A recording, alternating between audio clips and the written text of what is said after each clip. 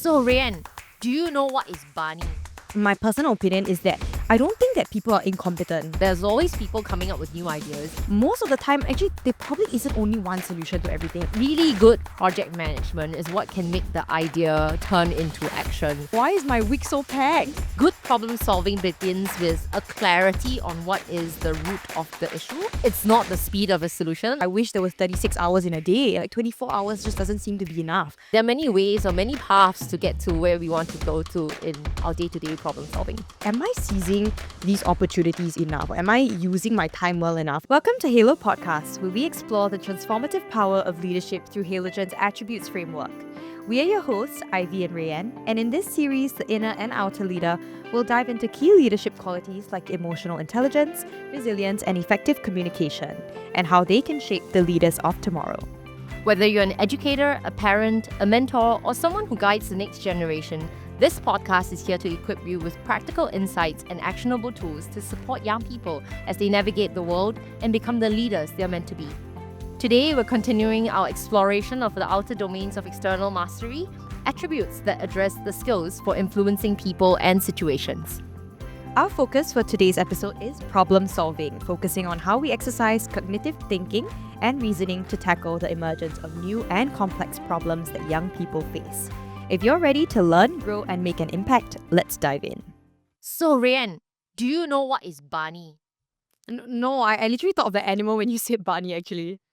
So I have recently learned that it's no longer sexy. So for all the leaders out there, we cannot talk about a VUCA world anymore. VUCA was what we used to describe volatile, uncertain, complex, and ambiguous, right? It's now sexy to call it Barney because another person has come up with a framework. BANI is what it stands for. Describes the current world as brittle, anxious, non-linear, and incomprehensible. And I think that's the perfect setting for our conversations today because in this domain, we're really talking about how do we identify problems, how do we think critically, how do we implement solutions, how do we address complex and new challenges, right? And Barney just describes the landscape that we're operating in, which I think we all know and experience. So let's get started. I'm just curious about from a youth lens, right? Because a lot of the problems that you're asked to solve, challenges you're asked to overcome, show up in like day-to-day projects or school assignments and all. Can you describe to us, like, how does this attribute of project management show up in the life of a student? I think managing projects is something that actually most of us can relate to because I mean whether we're in school or we're in work, right, we always have to be working on something with other people. And so I think recently I was in a group project because we had to and the aim of that group project was to come up with a video, and we had to go out and like interview people, and we had to do this task, right?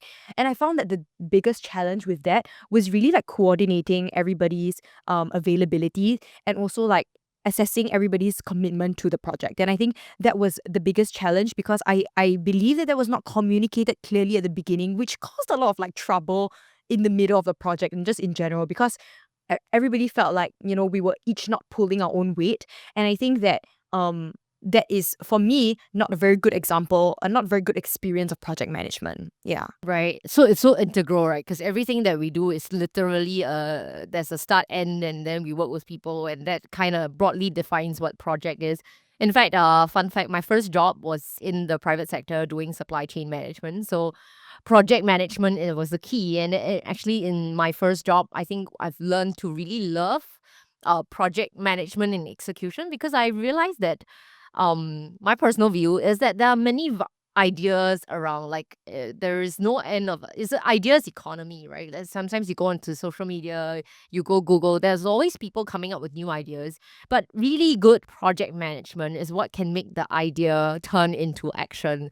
I would imagine that that's also why there is really a thriving place of many project management tools. Like in the workplace, you will have all these like paid digital tools that help you do some form of project management. They use different SMART goal techniques, Kanban boards, and then if you go to the working world, they talk about Agile and Scrum. But all these different techniques that actually revolve around structuring how to make projects effective and how to effectively come across execute some of these.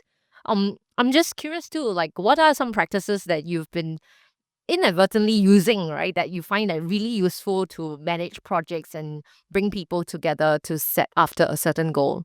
I think a practical tip would be using like actually use so many resources out there for us to use, like what you mentioned earlier. And I think those are great tools to help us in aligning everybody's schedules. And so that's a very like practical way to do it, to see everybody's availability and to just coordinate all the tasks that each person is supposed to do respectively. I think on a more like a relational way with other people, right? I think what I found very helpful was to like before you even start on the project, you have to communicate what are your expectations of each other and also what your commitments are that you are really set on, you cannot move. And I think once you get that base over there, like you sort of know, okay, this person can commit this person will not be able to shift this, and then you sort of work around that. And I think that creates a great foundation for the project you're going to work on, because then you don't have unrealistic expectations of each other. So I think for me that's what helps. I think that's really insightful. I would say in the working world, to some extent, we have no choice because if our bosses ask us to come in for a project, we just sit down.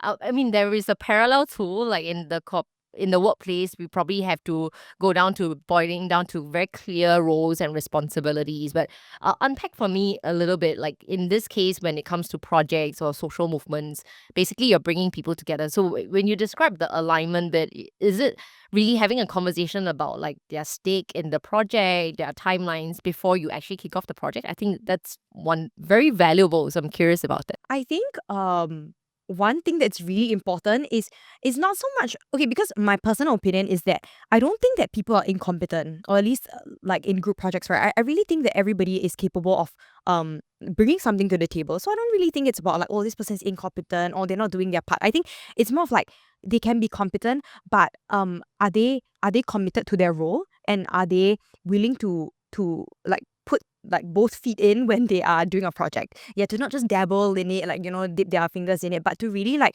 be committed to the role and know that this is my responsibility, this is my portion in this project. And I think like good project management would look like everybody knowing their respective roles and being committed to it. So it's not just like about having the capabilities, because I believe that everyone has that, but it's more of like, okay, taking ownership of that.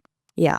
I love it. I love it. I think it's also maybe sometimes neglected component of really ensuring that the humans in the picture also, because there's something about that alignment psychologically, I feel like, where you give permission for people to come in and almost discuss and pledge like, okay, this is what I want to have choice in doing. And that's an element that, especially for youth and community projects, I think there's a additional advantage that we should definitely all learn to take advantage of. um I will go a little bit into the technicalities of like problem solving, because we also know that sometimes the school projects that y'all are given are sometimes very deep as well. It's not just like a please execute A to Z and then the students just fall in line and do that. I am very curious to hear about like maybe some anecdotes or examples where have you ever embarked on a project or witnessed one where it started off to be like, okay, the brief was teachers or the school is asking us to do A, and then along the way you realize that actually just like Barney World and Voca World, there are so much more layers and complexity to that. Do you have an anecdote or example to share? Um, when I was in JC, I worked with my friends on a project about finding out more about migrant workers and their lives. Yeah, and so when we were embarking on this project, right, we sort of discussed, okay, what is it that we need? Like, what does finding out about their well-being mean to us, and what does that look like? And so I think the first thought that everybody would have would be like material well-being, right? Like, how are they? Like, do they have the resources that they need? Like, and I'm talking like food, shelter.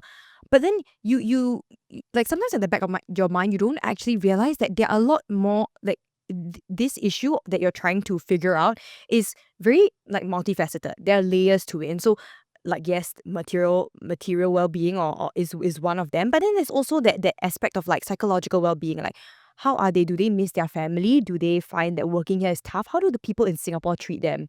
Yeah, there's a lot of like issues that you have to consider that are more than just like, I guess, what you would think of on the surface. And so I think when it comes to that, there's the aspect of like, well, this is actually a very complex issue, and you have to unpack it and you have to figure out like, how are we going to find out more about this topic, and how are we going to solve that problem then with all these like complexities. I love it. I think for one, it really directly draws a parallel. I mean, personally, I'm an advocate, and the basis behind doing this inner outer leader and attributes is really being able to put a finger and a naming to some of the language and attributes that are at play. And whatever you described is precisely on the domain of critical and analytical thinking and problem solving. And let me just read off the definition first. Critical and analytical thinking is the process of breaking down complex information into components to analyze, interpret, evaluate, and construct reasons to solve a problem or reach a conclusion. So that's exactly what you describe as the process of the layers and the multimodal thinking, right? And then in problem solving, it talks about good problem solving begins with a clarity on what is the root of the issue. It's not the speed of a solution. Okay, let's solve A by just doing A alone, and that is this whole process that you alluded to, because it delves layer by layer, right, deeper into it. And interestingly, as you were talking, the whole idea of even Halogen as a youth development charity comes surfacing to my mind, because in organization context, it's actually also complex problem solving. For one, we have the luxury of also being a very cause and mission driven entity and organization. So, likened to your migrant worker analogy, we're trying to solve complex issues that are multimodal. We may think that this is what is needed, problem A, and then there are always deeper layers to it. But I would also like to draw the parallel to even running an organization, and any could be a private sector organization, could be a government organization. When we set up processes internally and to solve problems, right, to address certain external issues, it's also still multimodal, because it's not so straightforward. Like, here's a SOP, you just run it. There are always nuances, there are always different things to uncover. And then that breaks down to the many different layers, right? But one thing that I think I've reflected upon also is that to be a good problem solver, it also fundamentally goes back to a certain mindset where we recognize that multiple solutions may exist. I don't know if it relates, but I think sometimes being a practitioner, I could be also guilty of thinking that there would be only one best solution. And I think in Singapore, we're very good at finding the best efficient solution. Yeah, I'm just curious, like, whether you have any instinctive responses to that, like, upon reflection. Yeah, there are many ways or many paths to get to where we want to go to in our day-to-day problem solving. Yeah, I think what you said actually struck me because I was like, actually, it's true. When I try and solve a problem, right, I'm always thinking like, okay, there probably has to be one best solution, right? I don't allow myself the space to really explore other options and other solutions because most of the time, actually, there probably isn't only one solution to everything. Like, but then we make ourselves like sit in a very like rigid mindset of just like, okay, there's only one solution. You got to stick with this. But yeah, I think that just gave me new perspective when it comes to like problem solving in the future, being like, okay, especially when it comes to complex problems, there's probably more than just one solution. Yeah, so I'll consider that from now on. Does the problem solving or complex problem solving show up in your daily life, outside of projects? Oh yeah, absolutely. I think that even like we're talking about like this week alone. So recently summer break just ended, right? And I'm back at uni. And then I'm only in my second week, but I'm realizing, oh wow, why is my week so packed? And I find this so funny that my mom always tells me, she said, I wish there was 36 hours in a day. Like 24 hours just doesn't seem to be enough. Especially you have to count the time that you need to sleep, right? And then the other time that you're at school or work. And it's like there's so many other things and commitments that you want to cater your time to. So I think that in itself of like just breaking down your day into like components of like what you feel is important, what needs to be done. I think that in itself is like a daily sort of like problem solving. It's like, okay, like today what needs to be done? What do I need to conquer today? Like I feel like that for me is like what I need to do on a daily. And I feel like, okay, that's definitely not only me. I feel like that happens for everyone. But I found myself doing that a lot this week, especially because I had a lot of things to do and I wanted to do them well. So yeah, I found myself in that tussle of being like, yeah, I found that it was like solving a problem essentially. Yeah. So what about you? I like that reframing. It's almost like the problem statement is, how can I maximize my time because I have a limited time in the day? And well, regardless of whoever, we all only have 24 hours. Maybe that's heartening, right? We all start at the same base. How does it show up for me? I would guess not different in terms of techniques, but adult calendar might be populated with just different things. I would think the youth calendar has a lot of things in there, so it's quite parallel or comparable to adult working life. um what works for me, and I think I would describe it as also that critical thinking process. um a lot of experimenting to really be very conscious and mindful, to take a step back, look at the calendar, and go, wait, last week, how did I end up spending my time? Are there techniques? So, really, like breaking it down into a very granular level. Personally, I'm a person who's quite excited about making things more efficient lah. So that helps. I'm actually excited about, like, okay, I can review the week. I did this in 4 hours. Is there a better way that I can do that, so that next time I get this task, I'll do that in 2 hours? So I guess I'm using that interest and desire to my advantage. For those of us who are less excited about making things more efficient, I would still urge to say, like, it's a good way to kind of cut down the load and the amount of time that we spend. But a lot of auditing to that, and then experimenting with new ways to do it. Like you said, right? I mean, there's only that much of a time. And I find that, interestingly, sometimes we look at the problem with a very big lens, like, how do I hack, right? Spending my time, this season, the next 3 years of my career. But what I found really useful is just to break it down to the day to day.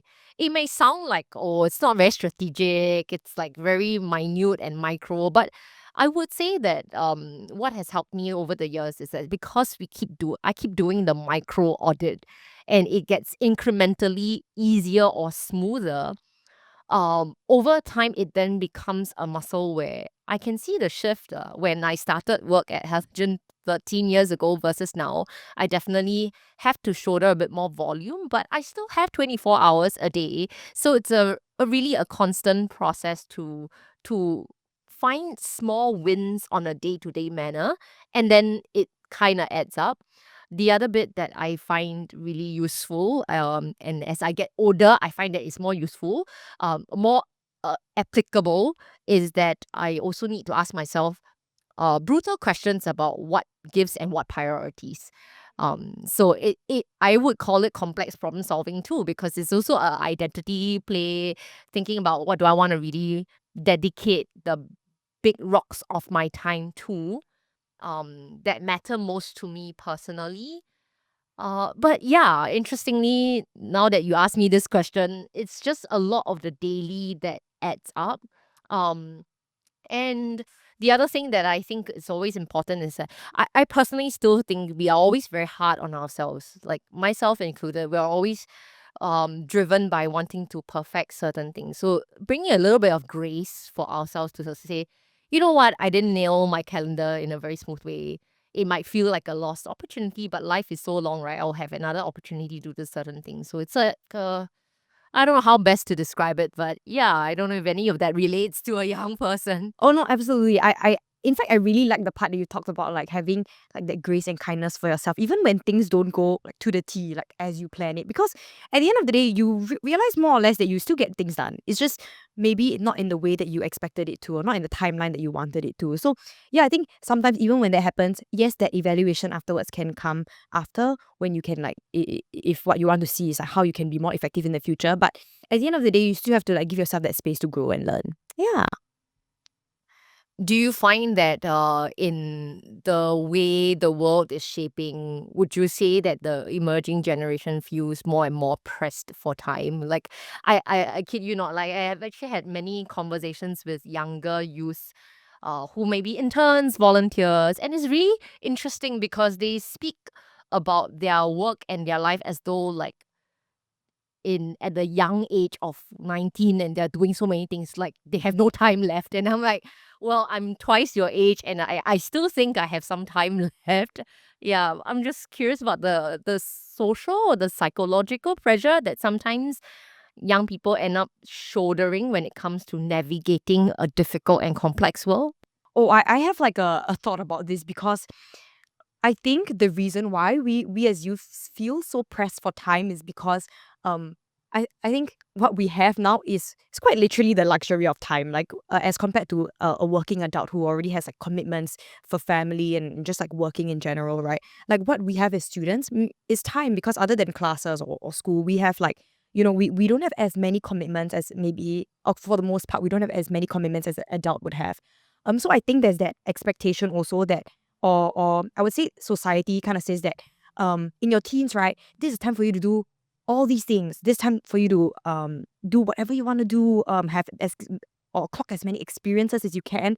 And so I think that everybody or youth these days feel the need to do that. They're like, am I seizing these opportunities enough? Am I using my time well enough? And so then they end up like, feeling the pressure to like pack their schedule and be like, I need to have this experience, this experience, this experience, be it for fun or for leisure or just for like actual work, like, like building a portfolio or whatever. So yeah, I feel like there is that expectation that is built by just that desire to want to maximize their youth.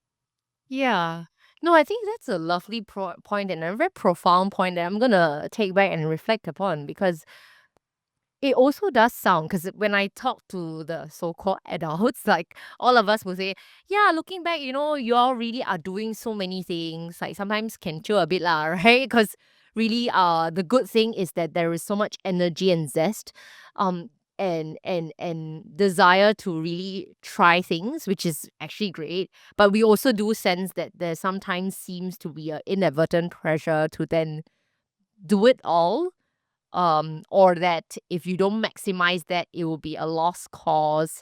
And I guess as an adult hearing that, it will be call for reflection also to like, do we talk about the both sides of the coin? Because I think the energy and the zest is a good thing, but whether that adds up to too much pressure that the young person may inadvertently, as you described, society expects us, which I wonder, like I will be guilty of society, and what are the things that we say or don't say that actually inadvertently add on to that perspective taking that young people grow up to say, like, if by 19, I literally had countless of these conversations, but by 21, I don't have this means I'm quite a failure. I think you guys are really hard on yourselves. Yeah, which, as you were sharing, I was thinking also that, does it also maybe mean that, because some of these adulting issues do have technical solutions on, right? So if we're talking about, oh, I don't know how to handle my finances when I think about career paths and all, like that's, I guess, the reason why organizations like ourselves run mentoring programs and all that. But I'm wondering whether maybe the focus is so much on the aspiration, like please achieve all that, when we could just do the very simple thing about like what knowledge or skills can we really develop and impart. Because if a young person focuses on like, do I have these foundational skills, maybe you feel a little bit easier because you now have the tools to handle that. I don't know, what do you think? I feel like these tools also have to be like intentionally built up over time. Like you have to be willing and open to want to absorb like what is given to you as well. I'm pretty sure like there are great outlets and for us to be able to obtain these resources and build up these skills for ourselves. But I think on our part it's also like that openness to want to like better this situation, or to want to to want to learn more and find out more. So yeah, I think that's also on us to be like, okay, as young people, like, what other things can I do in terms of like just obtaining more knowledge and obtaining skills? Yeah. I love that. I think that's something that all the listeners will have a bit more food for thought on, because we do believe that we have the knowledge out there, right? But it's how to have the right mindset to look out for the right things, acquire the knowledge, find ways in which to apply, and then it becomes a muscle. And I guess when we're talking about these skill sets, there's no running away from the other domain of, which is under this domain of problem solving too, where we talk about the whole digital bit, right? Poor thing, y'all cannot run away from it. It's always just digital, digital, digital. Um, I'm curious for your take, right? We always find or assume that young people are digital natives, as we call it. So you're gonna be definitely good at technology. Yay or nay? Oh, I want to say nay. I feel like this is a myth, because I mean I was having this conversation with my friends. I was trying to get some perspective as well, so it's not just for myself, but as youths on a whole, right? And I honestly think that it is not so much that we are naturally good at it, but it's because of the environment that we're in, and the generation that we're in, that honestly we can't help but keep up. Because if we don't, there's that feeling of being left behind, of there's that feeling of being unable to be on the same page as everyone else around you. So I think it's more of like a by nature we have to find ourselves like keeping up with it. And also it also but in terms of skills and how to utilize like the digital world that we live in, right? I think it takes um intentionality and effort to learn and to keep up also. Because as much as we feel the desire to like be good at it, right? There's also that need for us to learn. Yeah. So you do feel lost with technology? Yeah, definitely have times like that. Because I mean, right now, like a lot of my peers are all in uni, right? And so actually a lot of the systems are all digitalized. Like most things are online, and it's like like sometimes I get quite overwhelmed, because I'm like, whoa, like everything is literally online. I have to navigate this, I have to know how to use this portal, whatever not. So yeah, I feel like even sometimes I do still feel lost. Yeah. You know, it's good to know, heartening to know, because I think on behalf of the adults, I feel like I struggle to keep up. We assume that you guys are better at it, because I do notice in general, like if there's a new digital tool, the propensity or willingness to kind of tinker, touch, seems just the overall impression is much more intuitive for you guys. But I think as adults growing up in the environment that in our nation is going to be a smart and digital nation too, right? So across the board, all the adults are also trying to pedal very hard to kind of figure out all these platforms. So maybe in solidarity, yeah, if you are feeling lost, I would say I'm feeling lost sometimes too. There's so many tools out there.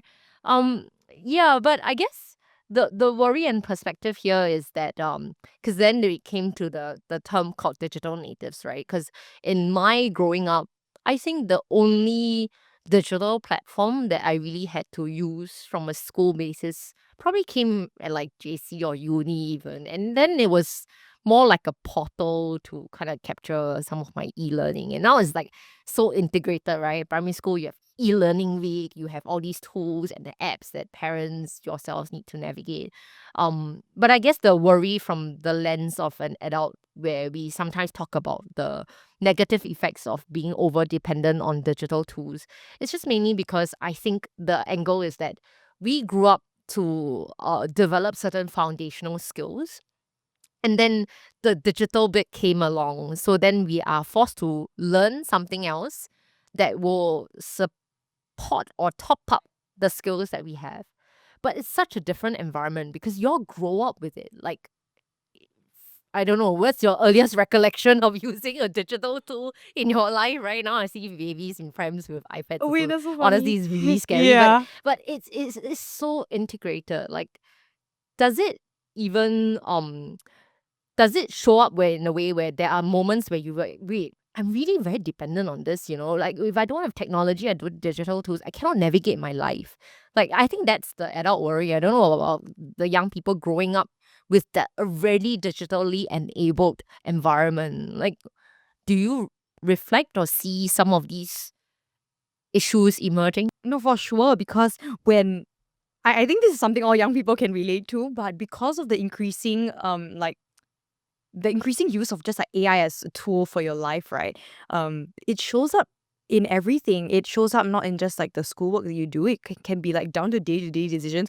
I had a friend that I was going to go out with, and we were picking a place to eat, and we could not decide. She literally asked AI tool like, "What's a good place to eat?" And I'm like, we could have just, we could have just found that out ourselves. But I was like, wow, even to down to this, like there's like that slight reliance on AI, and or just digital tools, right? And I'm just like, I am concerned because I want us to be able to still depend on our own minds to make decisions, and to make sound decisions, to utilize like our own rationalization to be able to like come up with solutions and make decisions. And so I do sense that slight fear of like over depending on like just the digital world. Yeah. So I mean, I'm not sure. I mean, that's how it is for me as a young person. But do you feel as if like even in the like working world, is there like that sort of like reliance on like AI or tools?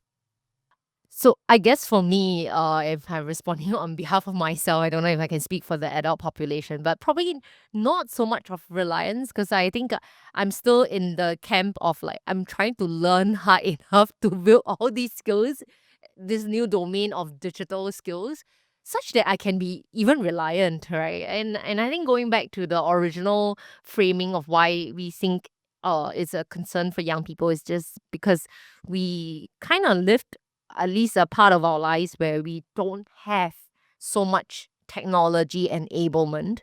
So there is some sense of comparison. I feel like the narrative at the working world that maybe worries people is more of like, is it gonna take over our jobs? Which you guys are subjected to that as well. But really, there is a way to kind of see before and after how these tools enhance or not. So it becomes a additional acquisition of a additional muscle tool platform.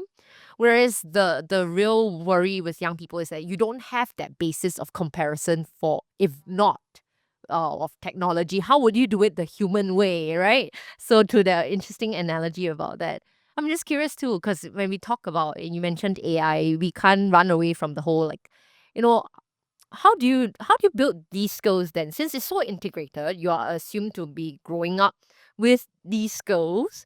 Do you articulate it as you formally learn it from somewhere? How do you build these skills and how can you discern through? Because you also mentioned, when you use these tools, I think the risk that is involved, which we all very privy of, is there can be scams, there can be fake news and all. I'm just curious, like how does a young person navigate these skills building of digital skills? I think there's that part of formal education in which, like, I like there are a lot of campaigns out there, either by the government or by like just schools in general, that teach you or remind you to be discerning when it comes to using like AI or comes to using like these digital tools, right? But I think there's that part. So there's that learning, there's that formal learning. But then on the part of the youths ourselves, I think there is also that like learning from other people's experiences. So I think for me, like I have had friends who, knowing that something like maybe a link that they received on their text was too good to be true, like maybe a voucher or something, and still clicked on it and still fell prey to getting hacked, right? Like I think even we, like being so seemingly digitally literate, can fall prey to these scams. But that's because I think it takes a consistent effort, because as much as we are evolving, I think these digital scams are also evolving, and so we have to learn to keep up and like be very alert to this. So I think there's also a lot about like building up that discernment, so you start to be able to differentiate, like, okay, maybe this thing is like really too good to be true, or maybe this thing just seems a little bit suspicious. Yeah, I think there's that building also. Do you think more can be done in terms of skills development? Because with giving information and ways to sense make, but it still is, I mean, and speaking on behalf of myself too, it's still a process of triangulating all the information. Like, do you think youth may need more support in terms of certain skill building domains when it comes to digital fluency? I think there has to be for I'm not sure if this is like digital fluency, but I do believe that there has to be probably more focus on learning how to use AI as a tool instead of using it as like, using it for everything, using it for the work that you do. I think it should be used to assist you and not to like take over everything that you do, because then we kind of like hands off and then just let technology take over us. But I think it's more about how we can use it as a tool, and I think that is what um we have to do more. And I think maybe that has to be more of the focus, more so than just like beware of this, like, be careful of this. It has to be more of like teaching, I guess, youth how to be able to use it as a tool, and to let it remain as a tool. Yeah. I love that. Actually, what comes to mind is also there's this framework that I came across some time ago. There's an organization called the DQ Institute. And DQ, as EQ and SQ suggest, talks about digital quotients. And on that page, and you can Google their website to check out, but they have a framework to at least articulate. And again, goes back to, I think if you can articulate, you can then investigate how to build that skill. But I'll just read off some of the domains that they have articulated under a digital quotient, right? They include things like digital use, digital safety, digital security, digital identity, digital rights, digital literacy, digital communication, and digital emotional intelligence. And I found that it's just a really useful frame because ultimately I think we know what the North Star is. Like we all know, right? We want to navigate the tools and use them properly. But at the same time, I do think upon reflection that this might be the time now where we start to also develop a lot more, may not be content alone, but being able to sense make some of these skills and distill in a way, because it's a lot of information transfer for a young person to learn. And it sounds like, a lot of the things that you all are doing now is like learning by on the job lah, right? You encounter and hopefully you don't kena something really bad, and then you pick up from there. But I think one thing that you drove and use the word is a tool, right? And as with all tools, right, you either learn to use it or it uses you. So it's again like developing that mastery or knowing how to use the skill. Otherwise, you'll be subjected to the negative effects of this particular tool that you choose to exercise. And I think there's no running away from this being part of a essential skill when it comes to future proofing. I don't think our world is going to be any less digital. Yeah. And you have a more challenging platform because you have to engage in human, but you also now have the opportunity to exercise a greater realm of influence through digital tools. Yeah. No, I think it's true. Like just now at the very beginning, you mentioned about being in a Barney world, right? Like I think not only knowing how to use these like these digital like tools, right? Learning how to like use them as a tool and instead of letting it take over you is something that I think we should be conscious of and we should actively like seek and actively try to manage. And so yeah, that's why I think that these tools are very useful for us. Yeah. And I think like just in this world that is filled with like so much uncertainty, right? I mean, developing like problem solving skills, critical thinking, and like just digital fluency in itself, and what we talked about earlier, which is about like project management, right? Isn't just for like big projects or for our future challenges. I think it's essential for us to just manage our day to day, yeah, and leading positive change. And so though we may face challenges, I think what we can remember is that that every obstacle or every failure is an opportunity for us to just grow and learn and just face whatever that comes. Yeah, so maybe as a reflection prompt for everyone, we can think about as we go about our week, what's one step we can take today to turn a problem into an opportunity for growth or change. Yep. And if you found today's episode helpful, do share it with a friend, a colleague, or a fellow leader. You can also subscribe so that you won't miss the next conversation on how we can push the boundaries of our thinking through creativity and innovation. Keep leading Inside and out.